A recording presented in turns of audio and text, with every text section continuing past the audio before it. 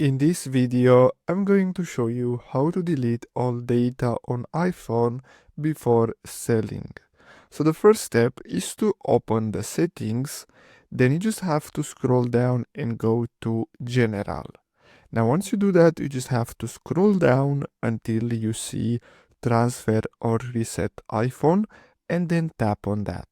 Now once you get here, what we're gonna have to do is simply tap on Erase all content and settings. So once you get here, what we're gonna have to do is simply make sure that we are okay with deleting all. So as you can see, we have our apps and data, our Apple account.